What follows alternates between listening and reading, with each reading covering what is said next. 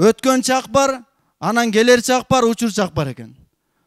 Өткөн чакка ыйласак дагы башыбызды ташка чапсак келбейт экен. Келер чактагы армандарыбыз, үмүттөрүбүз ага жетебизби, жетпейбизби ал белгисиз экен. А учурдагы вакыт биздики экен. Ушул учурду кармап пайдаланып калсак, анда биздин пайдабызга. Эгерде кармабай, пайдаланбай калсак, анда биздин зыяныбызга жазылат экен. Шайтандын эң чоң азгырыктарынын бириси ушул. Жаштарды азгырат, жашсың, ойноп күлүп алгың дагым бар да дейт. Узун үмүттү салып коет. Жашы улгайып калган адамдар айтат экен, сен кыларыңды кылып бүттүң. Сенин ордуң тозок болду, эми ушул бойдон кете бер деп үмүтсүз бойдон кетирип коет экен.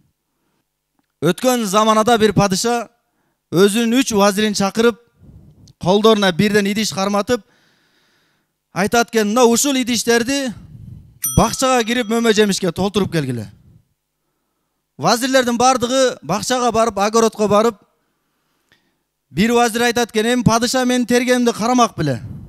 Падышанын мындан да жакшы мөмө жемиштери бар. Деп туруп аралаштырып терет экен. Бышканын, бышпаганын көбүнчө чириктерин терет экен.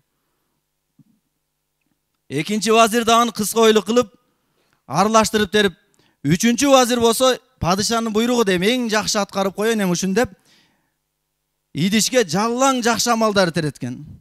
Мөмө жемиштерди. Бир канча вакыттан кийин падыша өзүнүн кызматчыларына айтып, жанагы 3 вазирди 3 бөлмөгө калмап салгыла. Эч кандай тамак аш бербегиле тергендерин жесин дейт экен. 3 бөлмөгө камап салат. Жалаң чириктерин терген вазир өкүнөт экен, аттиңай жакшысын терип койбопмун деп. Экинчиси бышкандарын жегенде кичине сүйүнүп, көктөрүн жегенде кичине кыжылат болуп капа болот экен.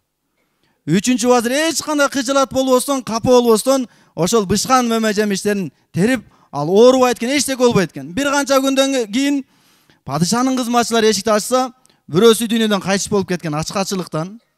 Экинчиси ооруп калган, көк алмаларды жей берип. Үчүнчүсү эчтеке болбостон таза ден соолук чыңалдап чыгат экен. Эми уламаларыбыз айтат, бул окуядан максат үлгү алуу. Аллах Таала ар бирибизге колубузга идиш берген. Абдулла, мына сага идиш 50 жылдык идиш. Мына сага 40 жылдык идиш. Мына сага 30 жылдык идиш, мына ушуну толтуруп кел деп. Мына жерде олтурган бардыгыбыз толтуруп атабыз ошону. Бирөөлөр жалаң гана Алла нааразы болгон амалдарга толтуруп атат. Бирөөлөр аралаштырып атат.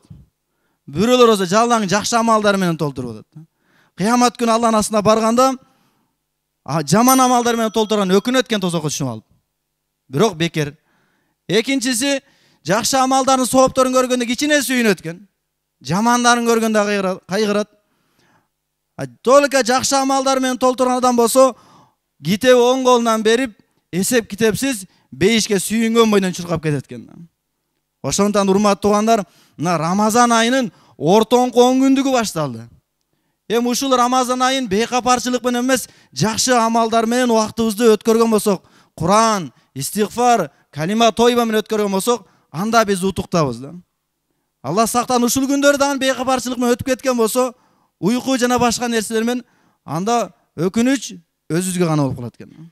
Ошондон Аллах Таала бардыгыбызга ушул ыйык күндөрдү, ыйык айларды жакшы амалдар менен өткөрүшкө барыбызга насип эткен болсун. Ассаламу алейкум ва рахматуллахи ва баракатуху.